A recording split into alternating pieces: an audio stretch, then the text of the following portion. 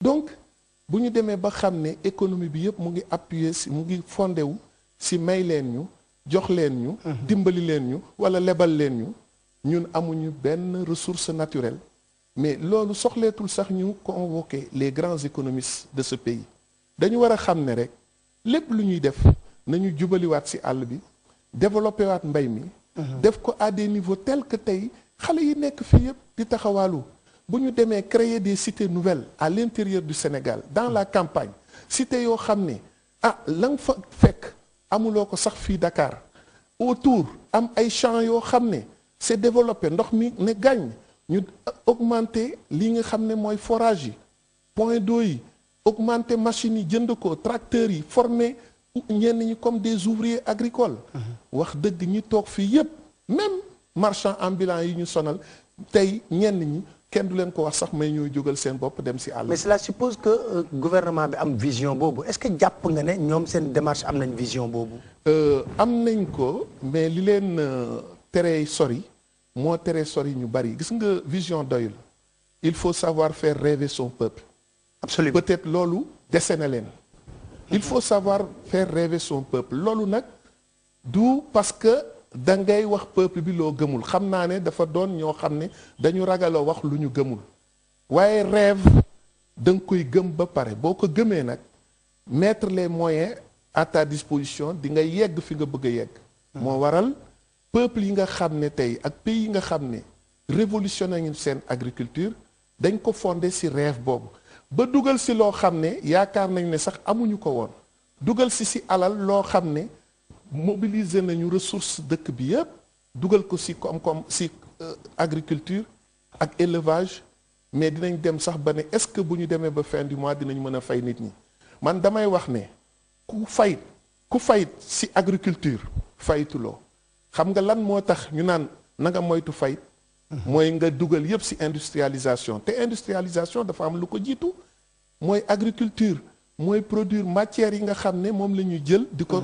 traité ci industrie mais doo jiital industrie ba pare door a dem wuti agriculture tey xoolal en matière d'élevage de lait bi nga xam ne ñun la ñuy consommer la facture laitière annuelle c'est 60 milliards ak lu teg 60 milliards yooyu ñuy fay bitim réew pour jëndi meew di ko ndékkee wala di ko naan mais war nañ ko mën a produire te am na lu ñu fiy produire ñun sax suñu bopp consommer wuñu lépp lu tax consommer wuñu lépp ndaxte circuit de distribution yi meew ba nekk daara di yàqu ñuy teg rek di tuur bu doon am na léegi circuit de distribution yu ñu créé partout dans le Sénégal comme ni ma cité ay daara ak Jolof ak yépp kon meew moomu dina mën a yegsi fi mu war a yegsi ba jariñ askan bi ba lii ñuy yàq di 60 milliards dootul dem boo xoolee tamit ci ceeb bi ñu ngi consommer 600 000 donc tonnes de riz mais lépp jóge bitim réew nañu fexee ba ceeb boobu ñu bay ko ci vallée bi suuf yi ñu fa yoree naka jekk buñ ko traité ni ñu ko war a traité jox ko ñi ñu ko war a jox jubal fa nit ñépp ñu liggéey mais nee naa kon suñu ceeb bi ñuy lekk dinañ ko ñu produire ba xam ne nag jigéen ñi ñu aider leen ci maraîchage bi parce que cité yooyu bu ñu ko créer jigéen ñi seen bopp du ñu toog rek di toggal góor ñi dañuy def maraîchage bu góor ñi nekkee ci agriculture bi nga xam ne mooy gën a suqali sunu koom-koom jigéen ñi nekk ci maraîchage bi mais ñu mën a am nag partout des circuits de distribution pour éviter aussi lépp ñorandoo en même temps déverser aussi marché yi kenn du ko mën comme li ñu dal ci soble beeg yooyu tey gis nga ko loolu yëpp organisation et méthode la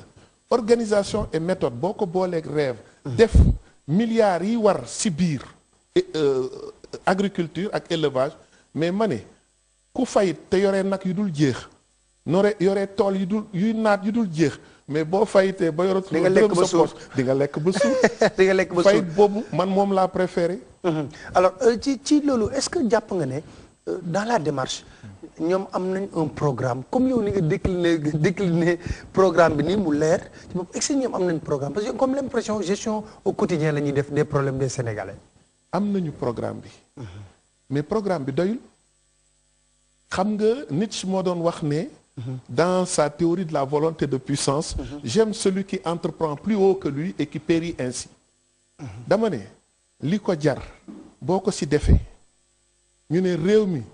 indil nga ñu jafe-jafe ci économie bi indil nga ñu jafe-jafe ci finance yi ndaxte da nga jël sunu xaalis yépp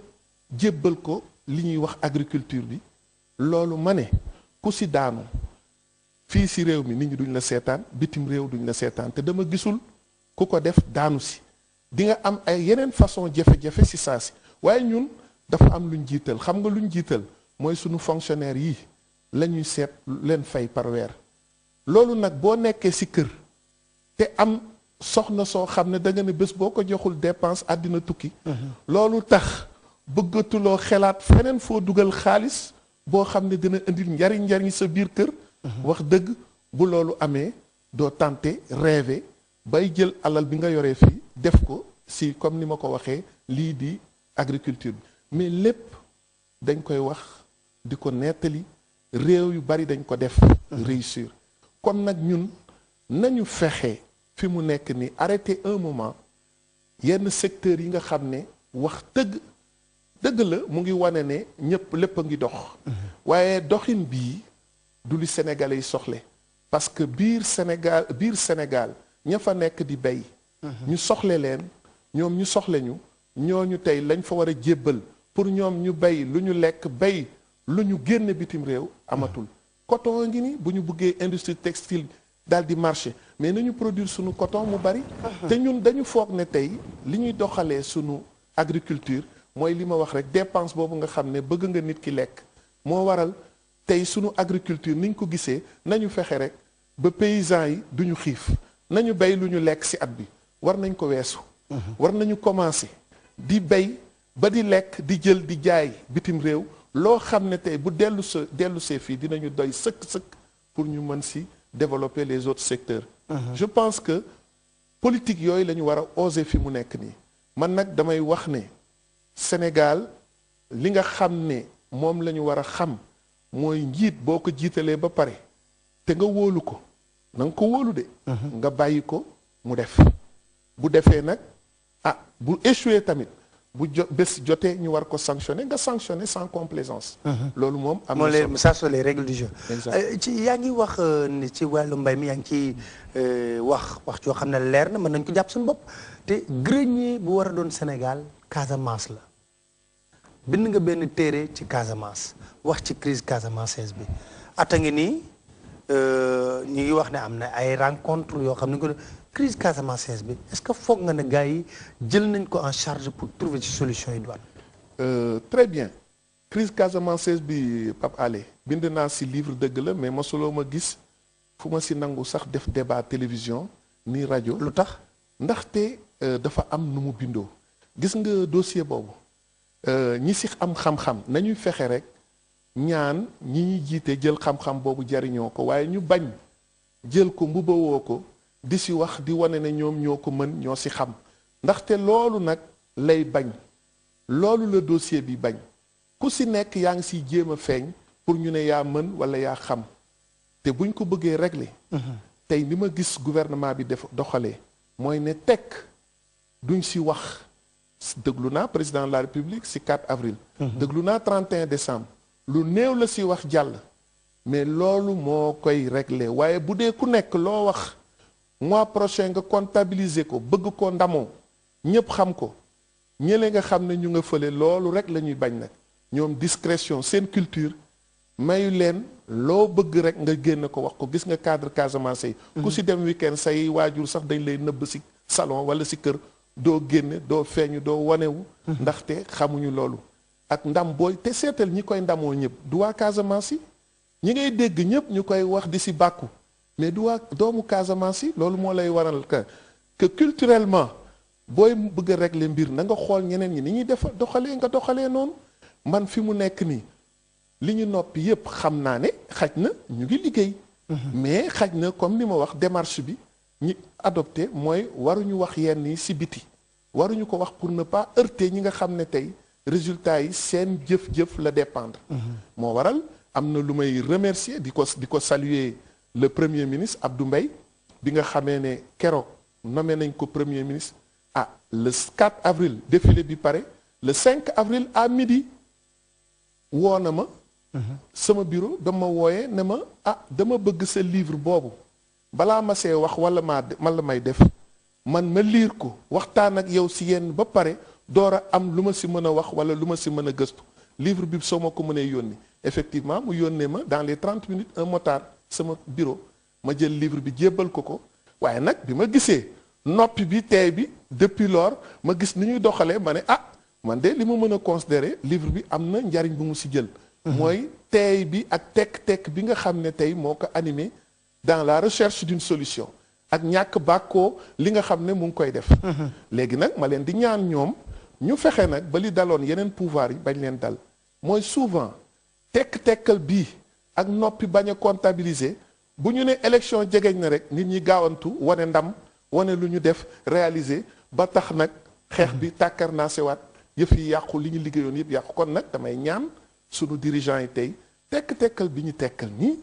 nañu fexe ba bu élection jegeñee comme ni ma commencé woon émission bi bu dee sax lii boo ko waxee am ndam sénégalais yi basé wu si mën la dimbali votel la mais bu dee intérêt Sénégal ak paix bi jar na ngeen noppi ñu noppi donc bañ a wax li nga xam ne ban élément bu bees la foofu oui prise d'otage loolu yëpp am na si beneen fànn wax naa ko si livre bi ne état yi ñu wër état bu nekk dafa am rôle bu muy jouer si biir muy Guinée-Bissau yow ànd nañu Guinée-Bissau gis nga président bu Guinée-Bissau ah moom si boppam woo na ma félicité ma remercier ma bi mu liiree livre bi ba pare puisque ka fa nekk tey dama doon conseiller en même temps lu muy def di ma laaj di diisoog man moom tamit ah ba nga gis foofu tubaar fa kàll yëpp nee na tekk-tekkaaral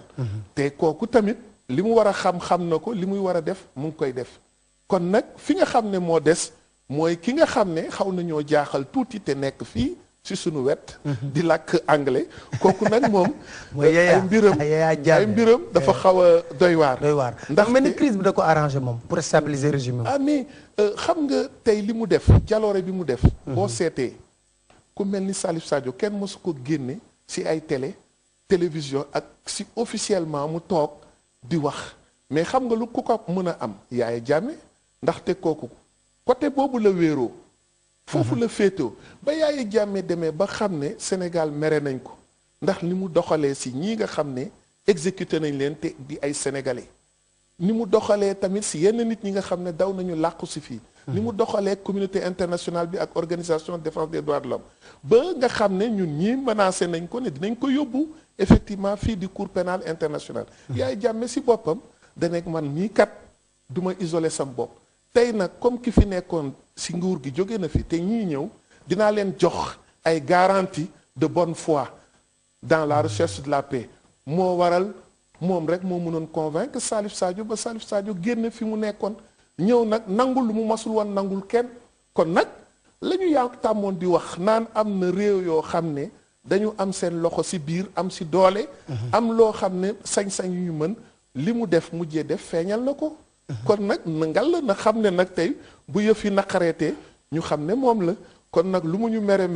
na fexe rek ba lii mu def mu rafet mu continuer ko maître dañuy ñëw ci ponk bu am solo boo xam ne dañ ci sawar a xuusandi mooy sur la traque des biens mal acquis terme bi traque des biens mal acquis terme bi thème boobu tey wax dëgg doon na thème boo xam ne moom laay faral di wax sama xarit yi ma ne leen de journalistes yi de piégé nañ ci juristes yi mais ñi ko commencé nag mooy les organisations qui luttent pour la transparence organisation yooyu ñoo jëkk a véhiculer notion boobu traque des biens mal acquis journalistes yi gën ko lawal ba nga xam ne tey juristes yi sax tombé nañ ci charme expression boobu ba fàtte sax ne droit bi nga xam ne mooy droit positif bu Sénégal consacré wul terme boobu waaye consacré wu ko déedéet loolu dafa doon lu bees loo xam ne nañu fexe rek mbuba la mais mbuba moomu nañu xool fan lañ ko mën a sol et mbuba moomu booy xool fi mu nekk nii fi ñu ko mën a sonal mooy lii nga xam ne mooy l'enrichissement illicite enrichissement illicite forme la boo xam ne boo bëggee traquer ñi nga xam ne ils se sont enrichis illicitement wax dëgg foofu di nga fa gis loo xam ne dina la may nga ne notion bi kat defuñu ko woon pour dara dañ ko defoon ngir lu demee nii ak leneen ak leneen. des biens mal acquis. exactement. mais ñu bëri ñu ne procédure bi dafa am inquisition est-ce que d'accord nga ci. si procédure bi man li ma bëgg a wax mooy peut-être xaj na la loi qui régit la cour de répression de l'enrichissement illicite. ak li nga xam ne mooy article bi nga xam ne mooy définir enrichissement illicite. article bi définir enrichissement illicite ci code pénal mooy article 163 bis moo wax enrichissement illicite article boobu ñu ngi ko introduire ci code pénal bi avec la réforme de 1981. bi nga xam ne également loi boobu moo créé la cour de répression de l'enrichissement illicite. bañ ko créé nag loolu nga wax dëgg la am na ci biir loo xam ne war nañ ko mën a bañ a rafetlu war nañ ko mën a xoolaat nuñ koy régler ba nga xam ne solution yi ñu bëgg résultat yi ñu bëgg ñu am ko ndaxte loi bi ci boppam ak article boobu nga xam ne moom laa cité di article 163 bis dafa wax ne l'enrichissement illicite mu ngi créé wu mu ngi am dès que nga jot mise en demeure boo xam ne yow ñëw nga woo nañ la procureur spécial jox la ko nga ñëw justifié wuloo sa origine licite say bien donc à partir de là ñu ne à partir de ce jour yow considéré nañ ne yow def nga enrichissement illicite. loolu nag effectivement am na foo xam ne dafa mel ni présomption de culpabilité sax lay instituer waxuma sax ne présomption d'innocence day tëb mais effectivement dès lors que ñu ne dès la réception de la mise en demeure le délit est constitué dès la réception de la mise en demeure le délit est constitué kooku kañ jaratul ngay jël avocat bu ñu ne le délit est constitué te ki koy wax mooy le procureur spécial le délit est constitué mooy que ne yow à partir de là bu yeboo nag nga xam ne def nga li ñuy wax délit d'enrichissement illicite non dañuy réformer rek texte yi mën nañ ko rafetalaat buñ ko bëggee utiliser encore au lieu ñu ne le délit est constitué le délit est supposé constitué boo ne le délit est supposé constitué bàyyi nga fa présomption d'innocence mais boo ne le délit est constitué yow kañ waa ji il n'est plus présumé innocent et foofu tamit mën nga fexe daal di ne bu dee da nga bëgg a dem plus loin ne y a une présomption de culpabilité dès lors que le délit est constitué c'est une présomption de culpabilité li gën a metti nag mooy que ne c'est le procureur spécial bi nga xam ne mooy sa adversaire moom mooy jóg nekk ki nga xam ne moo lay topp mooy considérer que ne le délit est constitué man ki nga xam ne moom laa war a xeexal moom bu dee moo ma war a àtte alors que loolu mënoon nañ ko jébbal sax le président de la commission d'instruction mënoon nañ ko jébbal beneen magistrat indépendant ne moom mooy wax si le délit est constitué ou pas surtout ñuy def enquête te loolu si phase enquête lañ ko war a mën a wax waaye rek ñu yem rek si li nga xam ne képp ku ñu woo tribunal dañuy supposer ne liñ la jiiñ def nga ko mais fii supposé wuñu dañ ne boo ñëwee rek mise en demeure bi nga jot ko le délit est constitué donc yooyu ay détails la waaye tamit avocat yi ak ñiy défendre ñi nga xam ne ñu ngi leen di poursuivre waruñu si rek basé wu ba ne lépp nañ ko jël sànni pour le moment bu ñu demee ba di ko utiliser tey war nañu fexe ba dem ba si kanam plus tard ñu ne nag nañu toogaat def évaluation loi bi comme bi nga xamee ne créé nañ ko te liñ ko créé woon moo tax ma bëgg si yegg en fait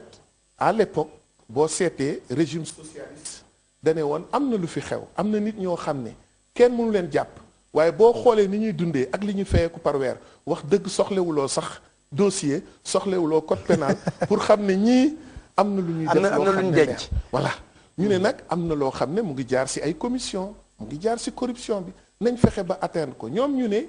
justice sociale la ñu war a doxal parce que Abdou Diouf bu leen fàtte ne bi mu ñëwee en 1981 dane sama politique de justice sociale lay doxal président Senghor am na lu mu fi teg état de droit waaye nag ci biir dafa am ñu ci profito xaj na enrichiru man nag justice sociale boobu dinaa ko doxalaat bu ko doxalaatee ci la indee li nga xam ne mooy loi sur l'enrichissement illicite mu commencé di sanctionner dem ba gis ne sanction yi mu ngi dal ci ay nitam ñi nga xam ne ñu ngi woon ci biir parti bi pression sociale bi metti pression dignitaire yi metti mu dellu ginnaaw moo tax abrogé wuñu dindi wuñu loi bi ñu bàyyi ko fi waaye bu doon xaj na continuer woon na ko ba tey kon tey duñ ko soxlewaat parce que dina exemplarité bi mu naroon créer ci sanction bi dina tax kenn dootu ko defati waaye comme dañ ko malheureusement commencé yeggaliwuñ ko loolu moo tax. l'illégalité de la CREI ñu bëri dañuy wax ne c'est une cour qui est illégale. D'abord li ma bëgg a wax ci CREI am na sax loo xam ne junj nañ ko fi avant. il faut ñu ñëw ci loolu. ñëwal muy médiation pénale bi. parce que li nga posé comme question dina permettre ñu répondre ci ñaar yëpp wax nañ ko fi médiation pénale mais nag nañuy def attention ci dara mooy lu mel ni bu amee texte de loi yi doon texte de loi yoo xam ne li ñu ko pratiquer bariwul ne nit ñi teelu bu ñu toogee kilifa gi di président de la République moytu même boo dee conseiller wala avocat nga moytu ci fi mu la waxee nii rek nga jël jox ko benn réponse man je pense que war nga mën a jël recul dem def ay recherche ñëw daal di ne lii mën na am wala mënul am bind ko nag mu doon luy des parce que boo xoolee ñu ne médiation pénale ba mu indi coow ci dëkk bi ku nekk di wax jamono yooyu yëpp maa ngi xool. waaye toog naa benn week-end retiré wu gëstu ci këyit yi ak téere yi nga xam ne yëpp bind nañ ci ak loi bi mais dama waaru bi ma gisee ne médiation pénale boobu jarul woon sax coow parce que dafa mënul am. li tax mënul am moo di ne booy xool médiation pénale dañ ne ñaari nit ñoo koy def. te état bi du am sax. partie civile bi ak ki nga xam ne moom la ñuy poursuivre or boo seetee médiation pénale fii li tax mënul am te mu leer mooy loi bi nga xam ne moom la ñuy wax nii la loi qui crée la cour de répression de l'enrichissement illicite ci article 17 am. dafa wax ne juridiction boobu la nga xam ne moo fa nekk mooy tey bu ñu rendre ay décision mën nga def pourvoi en cassation loolu sax déjà. dinaa ci ñëwaat pourvoi en cassation boobu mooy mën nga ko yóbbu cour suprême. pour ne lii ñu ma àtte d'accord mu ci mais dañu ne pourvoi boobu ci article 17 ñaari nit rek ñoo ko mën a def le condamné ak ki nga xam ne mooy procureur bi ñoom ñaar ñoo mën a def pourvoi xam nga tudduñu partie civile ça veut dire foofu partie civile amu fa boo xoolee tamit ñii di wax nañu dem haute cour de justice haute cour de justice article 27 am dafa leer nee na décision haute cour la constitution de partie civile devant la haute cour de justice est irrecevable mooy haute cour de justice amul constitution de partie civile. muy seen dossier ba nga yoroon ci Idrissa Seck. exactement quand avocat état bi ne woon dañuy ñëw bokk ci man leen mun leen ci bokk. ñuy xëccoo maître Fartois ci boppam. jóge France di bâtonnier di xaritu président de la République fi nekkoon moom moo mujjee ne non gis naa mbir yi article 27 bi leer na maa ngi ñibbi. ñun mun amuñu fi yoon moo tax dégguloo ci kenn donc ce qui fait que tey. dans les deux procédures amul fenn foo xam ne état bi war na fa mën a am avocat yu ñëw taxaw bés boobu bés bu ñuy àtte comme enrichissement illicite yi fi amoon ñëpp gis nañ ko décision yi fi rendroon état bi ñëwul woon agent judiciaire de l'état constitué wul woon ba pare constitué wul avocat donc partie civile amu fa fii tamit loi bi article 27 nee na de la loi organique bi créé haute cour de justice nee na constitution partie civile amul kon nag foofu bu ñu demee ba nga xam ne naan dañuy wax naan médiation pénale donc cas bu ñu ci mën a jël rek muy cour de répression de l'enrichissement illicite ou cour de justice médiation pénale mënu fa am parce que médiation pénale ki koy def di procureur day toog woo ñaari partie muy partie civile ak ki nga xam ne mooy accusé bi ne leen wax leen yow lan nga mën a indi kii ne lii laa mën a indi ainsi de suite waaye fu amul partie civile amul avocat état amul dara lu ñuy laaj kon nag ku toogoon foofu di xuloo ñu naan médiation pénale na am ak bu mu am état bi du justifier nag ñun duñ ko def sax jarul non dañu waroon xool texte yi rek état bi bu xooloon texte yi rek dana wax nit ñi ne leen waaye lii ngeen di wax am na laaj bu ma la bëgg a laaj mais maa ngi ko denc l'illégalité de la CREI parce que li ngay wax nii yëpp en conclusion dañuy wax il y a trop de précipitation dans ce dossier trop de communication dans ce dossier sans pourtant que l'essentiel soit dit. L'illégalité de la CREI ñëwal ma ci foofu. xam nga mais tey damay jàng droit. non xam nga wax dëgg l'illégalité de la CREI bu amee sax nit ñi war nañu tey ci dara xam nga lu tax. ci biir loi boobu dañu wax ne les décisions de la CREI peuvent être déférées devant la Cour suprême moom laa la wax article 17 mën nga def pourvoi alors que haute cour de justice dañ ne la bu la àttee fa nga yem même bu juumee dootoo ci mën dara alors que fii nee nañu bu juumee. da ngay dem cour suprême te boo demee cour suprême mën na justement sanctionner illégalité yi ngay wax xam nga li ñuy wax la présomption d'innocence bu ñu violé ak yooyu bu ñu nekkee tey ci réew moo xam ne magistrat yi am nañ xarañ am nañ fit mën nañ seen métier ñoom sax mën nañ jubbanti loi bi ñoom dañuy jubbanti loi dañuy combler aussi vide loi moom la ñuy wax jurisprudence donc loolu boo demee ba yàlla may la ko muy doole bu la loi bi may mais da ngay am fit tamit di ko jëfandoo waaye en Afrique sunu magistrats yi léeg-léeg dañuy ragal a dem ci domaine boobu parce que da nga naan bu ma ko defee def lu ëpp ñu jëlee ma fi or boo demee dans les pays yi nga xam ne seen démocratie sori na ak seen justice mais ñun li ñuy jàng ci jurisprudence yëpp ñoom ñoo ñu koy jàngal te loolu mooy loi bi lii fàtte na ko wala defee na ko noo xam ne waru ko defee yow nga indi raisonnement juridique boo xam ne yaa ngi ko étayé appuyé ko ci ay doctrines yoo xam ne war nañ mën a dem ba nangu ne lii war na mën a pousse loi bi parce que loi bi jaarul est-ce que kooku jar na nga rey sa bopp ci illégalité ba ne du ma dem répondre wala pour lii jaaduwul amul tey ci àddina ma wax ko ngeen dégg ko amul ci àddina institution judiciaire bu ñu créé wala loi yu ñu créé ne c'est des lois parfaites wala des institutions parfaites c'est dans la pratique la ñuy rendre compte des imperfections du système or système bi utiliser wuñ ko tellement ba mën a xam imperfection yi moo waral tey man damay wax ne coow bi avant l'heure jaru ko lii ñuy wax nii loi bi nee na mën nañu dem plaider ko devant le juge et fàttaliku leen ne dañu am benn constitution au Sénégal qui dit que les conventions internationales régulièrement ratifiées ont une valeur supérieure aux lois nationales du pays te booy xool hiérarchie yi ñooñu moo jiitu loi yi donc boo demee tey bañ lay tegal loi bi yow nga am lu del ni pacte international relatif aux droits civils et politiques qui institue la présomption d'innocence la charte africaine des droits de l'homme qui institue la présomption d'innocence la déclaration universelle des droits de l'homme am nga sañ-sañ nga ne juge bi dama lay demander nga écarter la loi bii nga xam ne ci biir CREI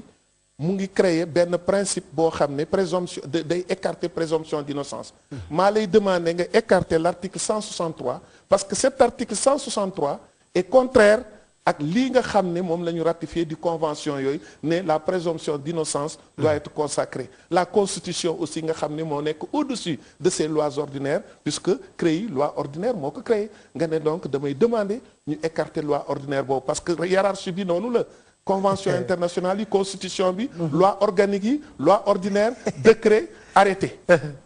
donc ñoo noonu lañ demee gis a kaw nag ñoo ëpp doole mais juge bi loi bi may na ko bu constaté ne irrégularité yooyu day heurter lii nga xam ne mooy convention internationale yi ñu ratifié am na droit daal ne j'écarte les lois nationales du pays pour appliquer la convention internationale loi yoon ak ko may constitution bee ko may kon nag est-ce que lii jar na coow jar na wax yenn yi jar na xëccoo bi jar na ŋaayoo bi nañu dem rek ku nekk fa nga war a dem waxee fa droit nga dem waxee fa droit boo demee tamit surtout que mën nga dem ba cour suprême may na tey lu CREI def lu ñaaw ñu dindi ko teg fële ndax bu loolu mënul woon am jaratul ñu dem cour suprême kon nag li nga xam ne moo nekk ci CREI tey te ñu constaté ko muy ay anomalie te ñu mënoon ko rectifier parce que ñu fi nekkoon bon mënoon nañ ko def waaye nekk nañ fi plus de 10 ans malheureusement ñoom ñu consacré aussi ay lois aisant pour loo xam ne jaaxal na ñëpp pourquoi ñu ci insister alors que fi ñu war a insister texte yi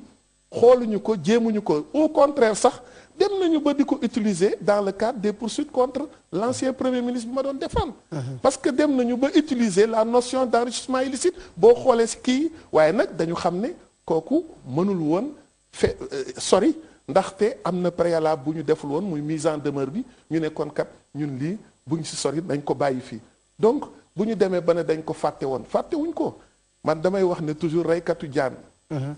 jàppkatu jaan jaana koy rey waaw mais privilège de juridiction bi ñuy wax privilège de juridiction bi am na mais dafa fekk ne l'article 163 du code pénal bi wax ne le délit est constitué le jour buñ ne la mise en demeure bi jox nañ la ko te yow justifié wu loo origine site de tes biens foofu defe naa galgal boobu xaj na moo xaw a jaaxal partie adverse bi parce que galgal boobu nekk ci biir loi bi dafa nëbbatu kenn gisu ko woon parce que en réalité boo nee le délit est constitué au moment donc moment boobu effectivement bu ñu apprécier ni nga xam ne texte bi noonu la bindoo moment boobu la ñu naan moom la ñuy commencer donc considérer que ne yow si nga def lii te dañu ne privilège de juridiction ni ma ko waxee effectivement mooy li nga def bi nga xamee ne ba nga koy def yaa ngi yoree mbuba moomu mbuba mi la état bi jox te tey analyse bi sax garaaw na garaaw boo xam ne gis nga tey président de la République ba fi jóge te ñu ne il n'est justiciable que devant la haute cour de justice tey mën nañ ko poursuivre parce que mën nañ ko jox tey mise en demeure ne ko na nga wax sa origine bien muy ñëw dans un mois justifié wu ko ñu ne ko président vous êtes poursuivi devant la haute cour de justice devant la cour de répression de l'enrichissement illicite parce que cette formule permet d'aller plus loin et de contourner toutes ces difficultés. La loi nag ça c'est la lettre de la loi mais l'esprit de la loi peut-être a été quelque part violé ou ça a été une erreur ou un oubli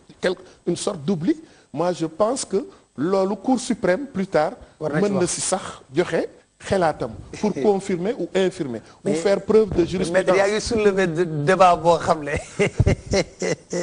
mais débat bu am solo haute cour de justice bi yaa ngi ko doon tudd léegi est-ce que ñi tudd ñëpp haute cour de justice lañ leen war a yóbbu. haute cour de justice boo koy dégg mooy yow li ñu lay laaj bu dee génn nañu cour de répression de l'enrichissement illicite. mais bu dee yow li nga def fekk na yaa ngi ko def ci jamono boo xam ne ministre de la République nga woon bu ñu jëlul cour de répression de l'enrichissement illicite mënuñu la poursuivre lu dul devant la haute cour de justice kooku moom leer na. mais la loi la li mu indi moo xaw a doy waar. mooy galgal bis. galgal boobu nag wax dëgg am na te galgal boobu xam nga ngay liggéey te yow taxawuloo ci nga xool ko ba ñuy génnal la ko wax dëgg kooku nag nañu wax ne droit la.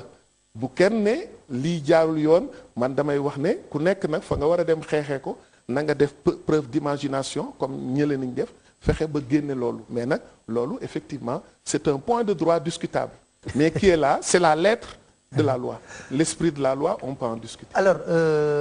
la décision de la CEDEAO ban commentaire nga ci am parce que nee nañ état bi est tenu de respecter ça l'état ne bon c'est seulement dans la forme. vous savez. wax naa léegi Cour suprême du Sénégal li ma wax ci Cour suprême mooy valable pour la CEDEAO ak nu mu munti demee l'État sénégalais est tenu de respecter les décisions de la CEDEAO parce que loolu la ñu xamee woon na ñun dañu xamee ci ñoo xam ne dañu yàkkamti ratifier ay conventions internationales yuy traité yuy créer ay nouvelles institutions judiciaires wala leneen ak leneen moo tax la loi sur la cour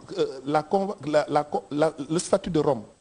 bi nga xam ne moo créé cour pénale internationale dans le monde Sénégal mooy le premier pays bi ko jëkk a signé mu doon ndam boo xam ne tax na fii ci Sénégal ñun tamit ñoo doon le premier pays en Afrique bi organiser benn séminaire d'harmonisation de nos lois internes par rapport à cette convention internationale te loolu à l'époque en ma qualité de président de l'ONDH souviens man maa ko organisé woon fii nga xam ne mooy Novotel sommité yëpp ñëw ñu liggéey ci sori ci avant donc Sénégal exemple yooyu mu joxe ci mbirum justice joxe ko ci mbirum démocratie mu doon sunu matière première doon loo xam ne tey mooy ressources yi ñu am amuñu leneen lu dul loolu amuñu pétrole donc li nga xam ne moom nga am te mu indil la tey li nga yoree bul fexe ba ñàkk ko ku ko deful waa image boobu mu ñuy jox justement image boobu nañ ko sauvegarder moo tax ma ne rien ne peut justifier donc le fait que CEDEAO wax dara Sénégal ne du ko appliquer loolu moom xalaatuma ko mais damay wax ne sax muy CEDEAO muy juridiction suprême yi comme Cour suprême ni ko Isaac Foster ancien président et premier président de la Cour suprême du Sénégal indépendant waxee woon dafa waxoon jàkkaarloog président ci discours am de rentrée solennelle mu ne ko monsieur le président de la République même nos erreurs s'imposent à vous même nos erreurs s'imposent à vous kon tey CEDEAO même bu defoon erreur ci li mu rendre comme décision wala Cour suprême ëllëg ñu saisir ko après une décision rendue par la cour de répression de l'enrichissement illicite mu jëf décision kenn waratul toog di ko contester kenn waratul toog di naan d'accord ma seeg du ma ko def mën nga nag def ko une critique intellectuelle de doctrine pour jariñoo ko ñi nga xam ne ñooy chercheurs yi ak étudiants yi ëllëg mais nag mënuloo ci sukkandiku ne wax dëgg lii daan jarul appliquer parce que mais ban erreur moom ci interdiction de sortie de territoire ban erreur la ci état bi voilà interdiction sortie de territoire wax dëgg yàgg na fi am pratique la boo xam ne ñun yàgg nañ ko condamné man boo demoon tey ministère de la justice di nga gis ay lettres yu ma def depuis du temps d'Abdou Diouf ba ñi fi mujjee si samay clients yoo xam ne interdiroon nañ leen ñu sorti te sukkandiku wuñu woon si dara. maa ngi fàttaliku Samuel Sarr la Samuel Sarr maa ngi fàttaliku. mais très bien xam nga. Samuel Sarr est victime aujourd'hui te pourtant maa ngi fàttaliku dugg nañ ba ci avion génne ko ci. merci xam nga ñi fi nekk tey li ñu waroon def. bu ñu defoon génn statistiques yi. wane ñi fi nekkoon li nga xam ne amoon na fi te ñoom ñu gis ko di ay interdiction yoo xam ne ñoo ko doon def bu ñu defoon balance bi di nga xam ne pratique bi yàgg na fi te gën na fi munoon bari. mais nag dafa fekk ne dañ leen piéger fenn. parce que ñii ba ñu demee ñu interdit leen dañu indi huissier parce que foofu boo indee huissier di nga am preuve ne dañ leen parce que ki ngay ñëw jàkkaarloog moom mu ne la dañ leen interdit nga voyage te joxu la këyit ku dem tribunal te amuloo këyit looy wax juge bi fa nga xam ne moom lay àttee mu ne la waa li ngay wax si loo ko loo sukkandiku nga naan ah dañ ma ko wax taxul ñu àtteel la dara donc ñoom ñu ne nañu yóbbu huissier fexe ba huissier bi constaté li nga xam ne moom la constaté bi ko huissier bi constaté nag ñu am preuve de l'illégalité loolu état bi tamit waroon na xam ne loolu mënuñu dem CEDEAO am fa ndam dafa am loo xam ne booy xaar sax ñu àtte la defe naa ne maladresse la bul xaar sax ñu àtte la mën nga rectifier aussitôt parce que bu ñu demee ba am preuve bu mel noonu si yow nga moytu bon évidemment mettre nañ ko sur le dos du ministère de la justice à sa décharge je dois dire que loolu domaine ministère de l'intérieur la parce que ministère de l'intérieur mooy joxe instruction yoo xam ne ku ñëw ñu arrêté la parce que boobu jamono amagul benn poursuite benn acte de poursuite bu tax ñu mën si sukkandiku pour que procureur spécial def li mu war a def. waaye bi nga xamee ne CEDEAO rendre na décision aussitôt le lendemain gis nga ne procureur spécial notifié na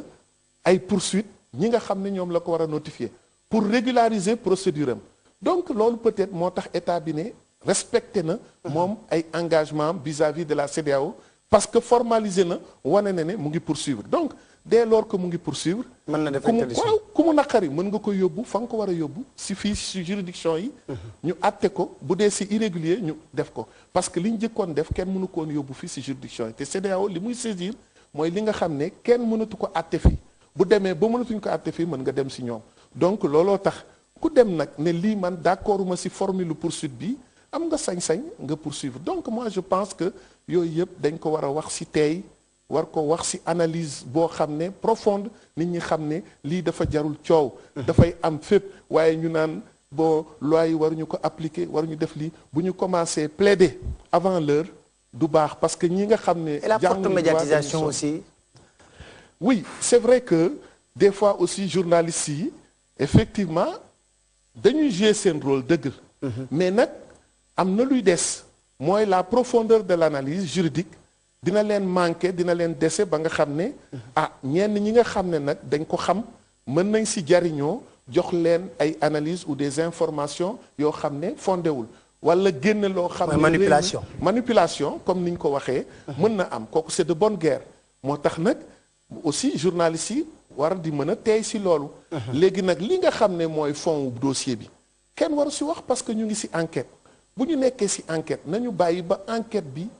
pare biir enquête bi bu paree ba ñu koy àtte nit ñi dinañu dégg lu ñu masul dégg dinañ gis lu ñu masul gis waaye loolu jarul kenn yàkkamti ba convoqué loo xam ne waruñu ko convoqué mais mettre sur le principe aussi de la reddition des comptes d'accord nga ci loolu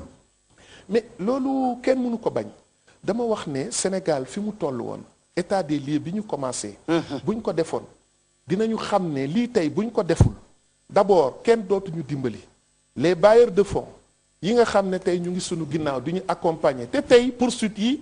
ñoom dañ ci dugal seen loxo mais ñun bu ñu demoon ba toll fii comme ni ko ñenn kilifa yi di ñaanee ñu arrêté mais nañu xam ne bu ñu arrêté ba pare li ñu dese muy sunu crédibilité ci ñoom ñàkk nañ ko te bu ñu ñàkkee sunu crédibilité dootuñu amati ñoom dara te nag ku jël alalu mbooloo topp la mais foog nga am problème te ku mbooloo topp mënuloo rëcc jël nga alalu mbooloo topp la mais mënuloo fexe ba rëcc kon nag nañu xam ne lii passage obligé la li may regretter rek mooy bi ko régime socialiste jëkkee bu ko yeggali woon kon tey duñu toll fii dépassé nañu fii waaye ñoom seen bopp ñoo ko jëkk a arrêté malheureusement gis nga tey affaire bi ñu reprendraat ko nit ñi ne déet waaye lii nañu am yërmande mais yërmande ba ci alalu mbooloo yërmande ba nga xam ne li ñu daan joxe amuñu ko ñu continuer di ko joxe man damay wax ne Sénégal toll nañu foo xam ne tey il faut ngeen xam profondeur u mal bi yéen a daan toog di wax lii nga xam ne mooy fa ñuy jëlee sunu alal ak sunuy relation avec les pays étrangers xam nga ne ñu ngi wax naan jet privé boo leen seetee jet privé ñi koy am en général si pouvoir yi di ko nangoo am mais lu jar a xool la da ngay xool sax si ñi nga xam ne dañoo am ay mine d'or ñu leen di ñuy wut ay jet privé en général lu ñu bëgg a rawale si jet privé lañ ko mën a jaaral. kon nag jet privé nit ki bu ko wutee du dafay bànneexu rek nañuy seetaat mbirum jet privé yooyu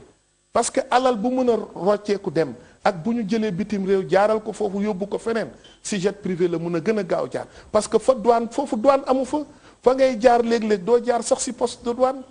wala booy jaar tamit formalité yi ñu war a kii du demee noonu si dëkk yépp ba fooy dem ba France déggoon nga histoire boo fi amoon. donc nañu def attention si yooyu en même temps Sénégal boo xoolee toll nañu woon foo xam ne bii ñuy changer régime bi di ñëw dem nañu ba sunu crédibilité vis-à-vis des investisseurs yàqu donc tey mooy li nga wax ñu ne dëkk bi metti na dina metti parce que ñi nga xam ne dañ ñëwoon pour indi seen alal dañ leen dàq ñun ñoo leen indi ba pare nguur gi fi nekkoon moo leen indi woon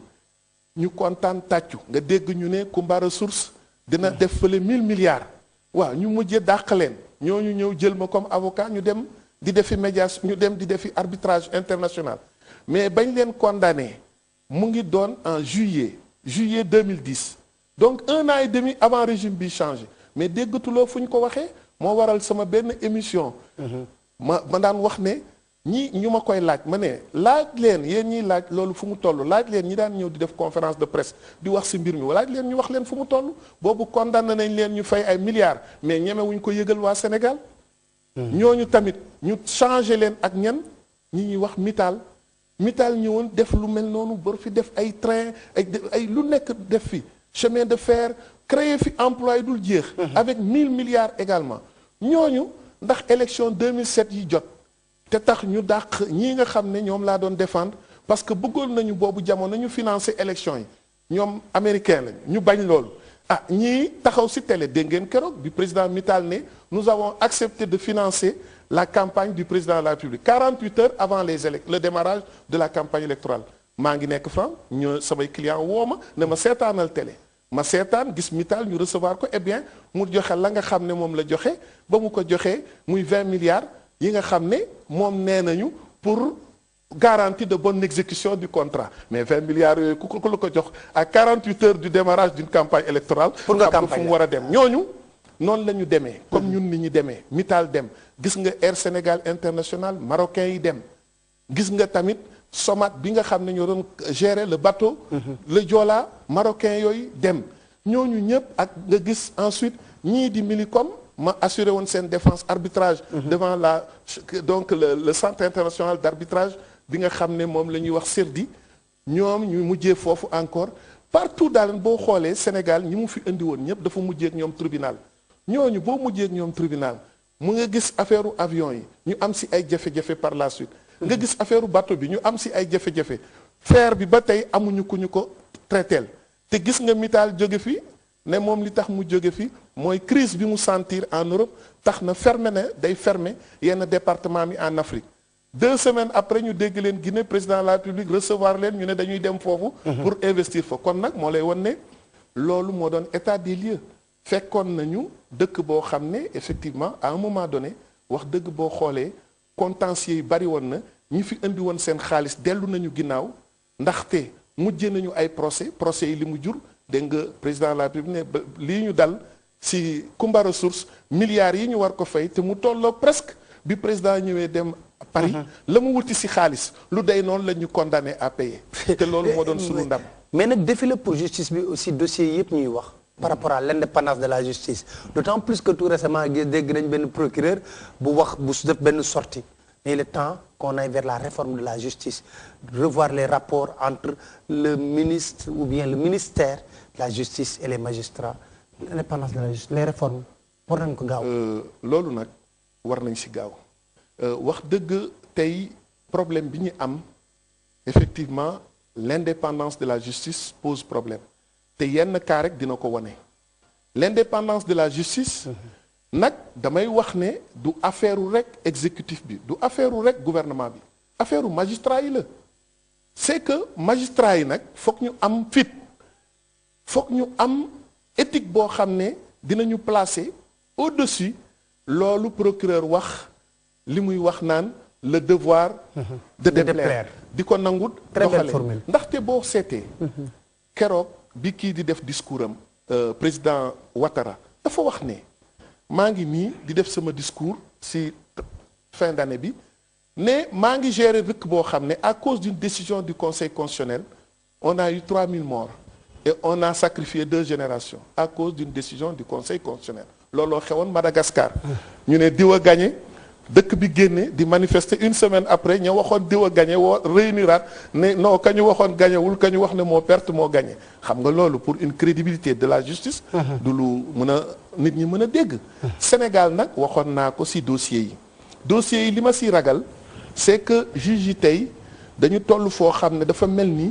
opinion bi mooy juge yi jugeetuñu te juge yi ñoom tamit dañu bàyyi seen xel ci loolu mais li gën a graaw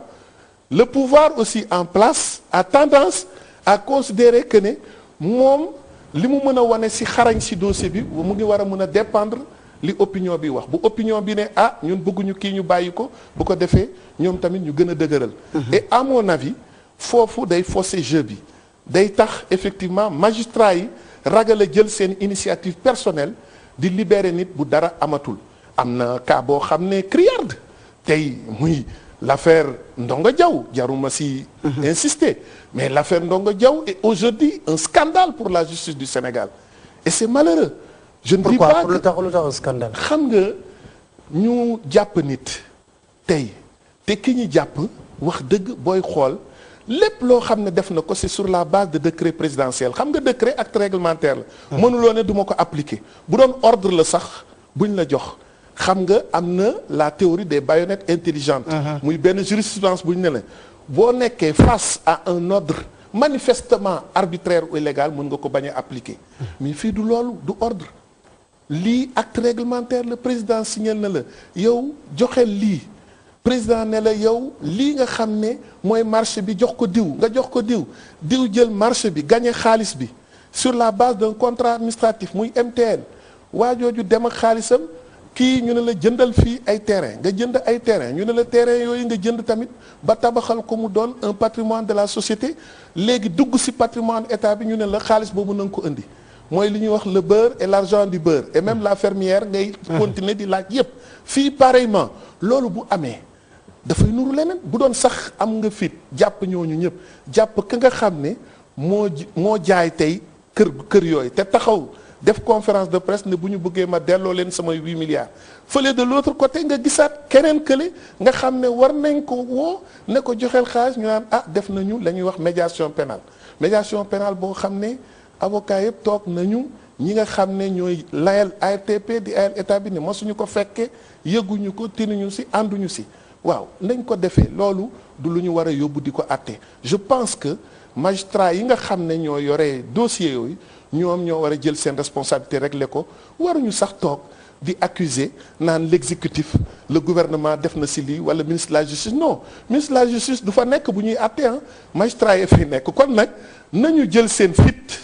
bu loolu amee ñu bañ a ragal retombées yi parce que mën nga xam nag ne ministère de la justice lii la bëgg loolu dëgg la waaye bëgg-bëggam nag bul fexe mu am te nga jéggi li nga xam ne joggi li nga xam ne mooy loi du pays yooyu donc cas yooyu am na mais bu loolu weesoo dans l'ensemble les magistrats nañu nangu ne indépendance de la justice c'est une question d'homme de tempérament et d'éducation comme le disait Alain Peyrefitte dans son livre Les cheveux du lac Ladoga il dit le magistrat qui veut être indépendant l'est forcément celui qui ne veut pas l'être quels que soient les textes mis en place pour le rendre indépendant il ne le sera jamais donc nañu xam ne tey indépendance justice lu xaw a doy waar la parce que si nit ku nekk la ni procureur boobu taxawee wax la ku nekk mën a taxawee am sañ-sañ wax loolu jëfee noonu mais nag dafa fekk ne ñëpp bokkuñu éducation très bien laaj bu mujj laa lay laaj parce que li ñu desee ci waxtu bëreetul moo di sur le plan international on parlera un peu de la Guinée que je connais très bien avec ton ami le président Alpha Condé on a aussi voyagé ensemble à Guinée-Bissau dans une mission alors donc pour vous dire que léegi Guinée ça va exploser avec la situation je pense que le cas de la Guinée doit nous préoccuper ñun ñëpp ndaxte Guinée dégg nga ko yàgg nañ ko wax c'est un pays immensément riche tey Guinée bu ñu fexe woon ba régler problème ba Guinée génn ci contradiction mi nga xam depuis 50 ans mu ngi ci ñun lu bari li ñuy wax jóge na fi boo gisee may wax fédération wala confédération dans la sous-région li ma wax ci sama livre bi wax ko ci ay conférence de presse dafa fekk ne dëkk boo xam ne tey am na 9 fleuves internationaux 3800 cours d'eau ba pare si ay richesse am rek yoree 2/3 de la richesse de l'Afrique de l'Ouest kooku bu amee problème wax dëgg mënuñu neex moo tax man lépp loo xam ne mën naa ko ci def te defoon naa ko ci wax dëgg maa ngi continuer di ko def avec sama xarit Alpha Condé te nag c'est le moment de mais est-ce que Alpha tamit war organiser l'élection législative parce qu'il a tardé 3 ans après son élection il est resté 3 ans il s'en est rendu compte à tel point que peut-être il a trop appuyé sur l'accélérateur en fixant lui-même par décret c'est le 30 juin le 30 juin mais li ma bëgg a xamal foofu rek mooy à sa décharge wax dëgg ba mu gënee metti du 2 septembre au 7 octobre jamono yooyu fàttaliku leen ko man jóge naa fi un dimanche soir mu woo ma pour ma ñëw jàppale ko ma dem fa wax dëgg ba ma fa demee ba ma fa jógee vendredi 7 septembre diggante bi gis ngeen li fi am mooy diggante bi si ngeen déggee si la libéraliser toutes les marches comme ni ma ko waxee ma ne ko rien ne justifie qu'il y ait mort d'homme dans une marche rien ne justifie qu'on interdise une marche dans un pays et que il faut libéraliser les marches à la limite même les banaliser ba nga xam ne dinañ dem ba ku koy def sax dootoo gis ku la topp loolu daf ko def gis ngeen ba mu annoncé mesure ba boobu keroog maa ngi toog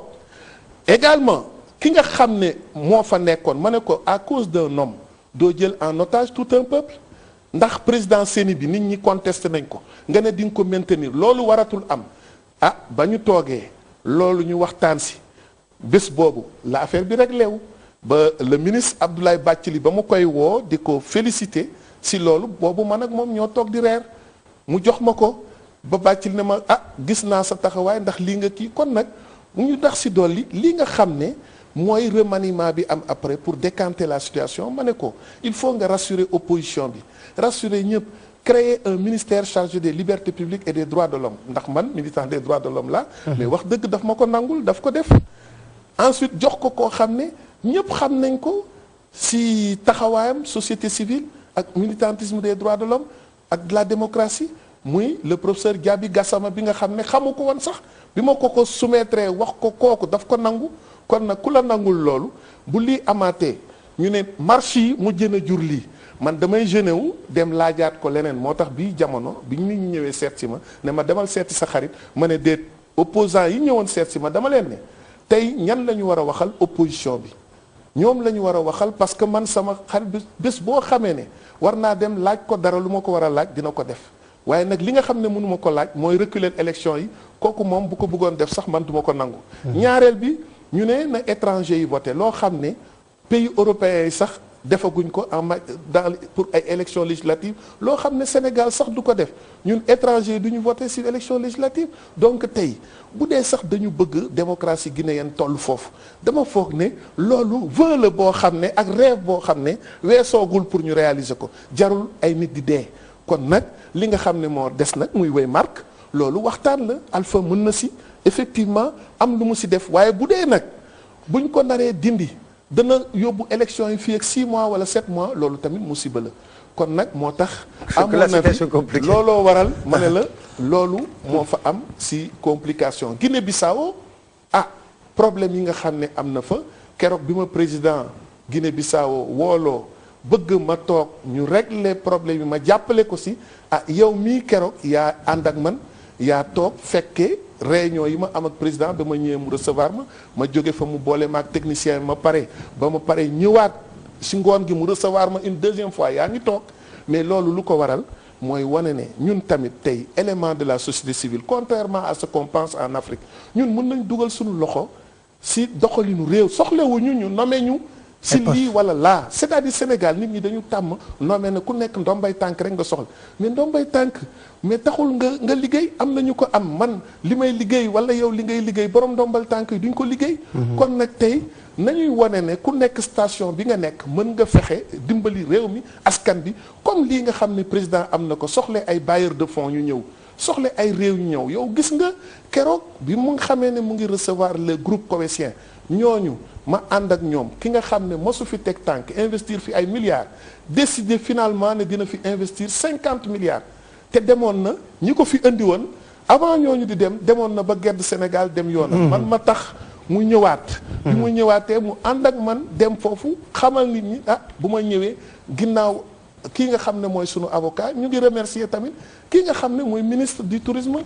bi nga xam ne taxaw na si muy Youssou Ndour donc xam na si lépp donc loolu ñun soxlewuñu am ndombay tànk pour def ko mais damay foog ne réew mi ku nekk fa nga nekk war nga si te loolu bu paree ñu ngi nii bientôt à la fin du mois di nga gis ñu lancé waat démarrage travaux yooyu daal di wane ne tey fii dinañ fi investir 50 milliards te créé fi hôtel intercontinental jël plus de 500 personnes yu fi war a liggéey loolu defe naa du président de la république rek lañ ko war a xaaree dañ ko war a xaaree si doomu réew mu nekk nga nekk fi wala nga nekk bitim réew mën a dimbali nit ñi ba économie bi redécoller dimbali nit ñi ba nga xam ne aussi boo demee suñu image de marque bañ a yàqu parce que dem nañu ba toll comme li ma la ko waxee bailleurs de fonds yi Covétiens yi bu ñu demoon ba toog comme ni marocains yi toogee woon comme ni même saoudiens yi commencé woon toogee parce que saoudiens yi mënuñ ñu jox hôtel bu day ni Méridien Président ñu jóg ne dañ koy maye xam ne lu Covétien gën a bañ comme li ma ko seen dëkk waxee mooy que ne ñoom bëgguñu cadeau nga maye ko buñ la mayee cadeau bu ko maye yow ñu jox la cadeau nga jóg nga ne da nga koy maye wala da nga koy jaay da nga koy jaay loolu dafa graawoon te tamit nga jóg ne da nga ko bëgg a jaay kan ñu ne ay seeni noonu mooy la Libye à l'époque souvenez-vous bëggoon ko jaay Libye ñooñu nag bu ñu téyee seen bopp duñ la ko wax dañ koy booleeg noo xam ne diplomatie boo xam ne yow da ngay foog ne dara amul seen diggante comme ni ñu marocains yi defoon wan ñu ne ñoom retiré nañu lépp luy engagement économique au Sénégal waaye topp naan non frère mais nag yow yaay xam fuñ la dëkkalul nga moytu nag. très bien jërëjëf Maître Bou Kounta maa ngi lay sant di la gërëm vraiment waxtaan bi neexoon na jàng nañ ci ay cours droit yu bëree bëri di la sant di la gërëm aussi sa disponibilité di sant di gërëm mbokku téléspectateurs yi di leen dig daje ci beneen émission Pile ou Face incha allah. Merci.